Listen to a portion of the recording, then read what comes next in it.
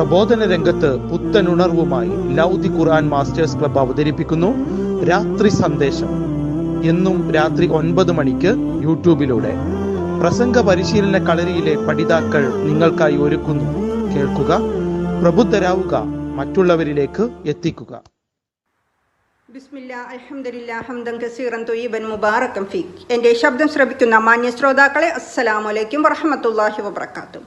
പെരുമാറ്റത്തിലൂടെ പ്രബോധനം നടത്താമെന്ന വിഷയത്തെ അടിസ്ഥാനപ്പെടുത്തിയാണ് ഇന്ന് ഞാൻ നിങ്ങളോട് സംസാരിക്കുന്നത്. ഇൻഷാ അല്ലാഹ് നമ്മൾ പ്രസംഗത്തിലൂടെയും വാട്സപ്പ് വഴി ടൈപ്പിംഗ് മെസ്സേജ് ചെയ്താണ് ഇസ്ലാമിക സന്ദേശം കൈമാറുന്നത്. എന്നാൽ തഫ്സീറും ഫിഖും തുടങ്ങിയ ഗ്രന്ഥങ്ങൾ മനഃപ്പാഠമാക്കിയാൽ മാത്രമേ പ്രസംഗത്തിലൂടെ നമുക്ക് ഇസ്ലാമിക സന്ദേശം കൈമാറാൻ സാധിക്കൂ എന്നും അത് പണ്ഡിതന്മാർക്ക് മാത്രമേ സാധിക്കൂ എന്നുള്ളൊരു തെറ്റായ ധാരണ നമ്മളിൽ പലരുണ്ട്. നമുക്ക് എല്ലാവർക്കും തന്നെ പ്രബോധനം നടത്താൻ സാധിക്കുന്നതാണ്. അള്ളാഹു സുബ്ഹാനഹു തആല പണ്ഡിതന്മാർക്കെല്ലാം ആയുസ്സും ആരോഗ്യം നൽകി അനുഗ്രഹിക്കട്ടെ. അള്ളാഹു നമുക്ക് ഓരോരുത്തർക്കും ഓരോ ജോലി നൽകിയിട്ടുണ്ട്. അവരവരുടേതായ സമൂഹത്തോട് ഉത്തരവാദിത്വവുമുണ്ട്. ആ ഉത്തരവാദിത്വത്തിൽ നിന്നുകൊണ്ട് തന്നെ നമുക്ക് പ്രബോധനം ചെയ്യാൻ സാധിക്കുന്നതാണ്. പ്രവാചകൻ സല്ലല്ലാഹു അലൈഹി വസല്ലമ പല രീതിയിലായിരുന്നു പ്രബോധനം നടത്തിയിരുന്നത്. അടിമയായ ബിലാൽ റളിയല്ലാഹു അൻഹുവിനെ ഇസ്ലാമിലേക്ക് ക്ഷണിച്ച രീതിയിലായിരുന്നില്ല ആത്മമിത്രമായ അബൂബക്കർ റളിയല്ലാഹു അൻഹുവിനെ ക്ഷണിച്ചത്. ഉമർ റളിയല്ലാഹു അൻഹുവിനെ ക്ഷണിച്ച രീതിയിലായിരുന്നില്ല യാസർ റളിയല്ലാഹു അൻഹുവിനെ ക്ഷണിച്ചത്.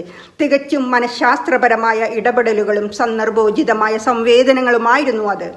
ഒരിക്കൽ മക്കയിൽ നിന്ന് നിരവധി ചാക്കുകെട്ടുകളെ ഏന്തി ക്ഷീണിച്ചു നടന്നു പോകുന്ന ഒരു സ്ത്രീയെ സമീപിച്ചുകൊണ്ട് പ്രവാചകൻ സല്ലല്ലാഹു അലൈഹി വസല്ലമ ചോദിച്ചു, ഞാൻ നിങ്ങളെ സഹായിക്കട്ടെ എന്ന്. അന്നേരം അവർ അതിന് സമ്മതിക്കുകയും പ്രവാചകൻ സല്ലല്ലാഹു അലൈഹി വസല്ലമ ആ ചാക്കുകെട്ടുകള പ്രവാചകന്റെ തോളിലേന്തി മലമുകളിലൂടെ വഹിച്ചു. എന്നിട്ട് അവരോട് ചോദിച്ചു, നീ എന്തിനാണ് മക്ക വിട്ടു പോകുന്നത്? അന്നേരം അവർ പറഞ്ഞ മറുപടി പ്രകാരമായിരുന്നു, മുഹമ്മദ് എന്ന് വിളിക്കപ്പെടുന്ന ഒരാളെ കുറിച്ച് നീ കേട്ടിട്ടില്ലേ? അവൻ ഒരു മാന്ത്രികനാണ്. അവൻ പിതാവിനെ മകനെതിരെ തിരിക്കുകയും നമ്മുടെ സമൂഹത്തെ മുഴുവൻ നശിപ്പിക്കുകയുമാണ് അവൻ ചെയ്യുന്നത്. യാത്രയിൽ ഉടനീളം പ്രവാചകനെ കുറിച്ച് തന്നെയായിരുന്നു അവർ സംസാരിച്ചത്. അവസാനം അവരുടെ ലക്ഷ്യസ്ഥാനത്ത് എത്തിച്ചേർന്നപ്പോൾ പ്രവാചകൻ ആ ചാക്കുകെട്ടുകൾ അവിടെ ഇറക്കി വെച്ചു. തിരിച്ചു പോരാൻ നേരം അവർ ചോദിച്ചു, നിനക്ക് തരാൻ എൻ്റെ കൈവശം ഒന്നും തന്നെയില്ല, എന്നാലും ഞാൻ നിനക്ക് വേണ്ടി പ്രാർത്ഥിക്കുന്നതാണ്. എന്താണ് നിന്റെ പേരെന്ന്? അന്നേരം ഒരു ചെറിച്ചു പുഞ്ചിരിയോടുകൂടി പ്രവാചകൻ സല്ലല്ലാഹു അലൈഹി വസല്ലമ പറഞ്ഞു, നിങ്ങൾ ഇത്ര നേരം സംസാരിച്ചത് എന്നെക്കുറിച്ചാണ്, ഞാനാണ് ആ മുഹമ്മദ് എന്ന്. സുബ്ഹാനല്ലാഹ്. ഉടൻ തന്നെ ആ സ്ത്രീ നെട്ടിപ്പോകുകയും അവർ ഉടൻ ഷഹാദത്ത് പ്രഖ്യാപിക്കുകയും ചെയ്തു എന്നാണ് ചരിത്രത്തിൽ പറയുന്നത്. ഇതെല്ലാം സംഭവിച്ചത് മുഹമ്മദ് സല്ലല്ലാഹു അലൈഹി വസല്ലമയുടെ പെരുമാറ്റം കൊണ്ട് മാത്രമാണ് ആ സ്ത്രീ ഇസ്ലാമിലേക്ക് കടന്നു വന്നത്. ഇവിടെ പ്രവാചകൻ സല്ലല്ലാഹു അലൈഹി വസല്ലമ ഇസ്ലാമിനെ കുറിച്ച് യാതൊന്നും സംസാരിച്ചില്ല. പക്ഷേ അവൾക്കൊരു കൈസഹായം നൽകി. അവൾ അദ്ദേഹത്തെ അപമാനിച്ചപ്പോഴും പ്രവാചകൻ തൻ്റെ സഹായസ്ഥൻ തുടർന്നു.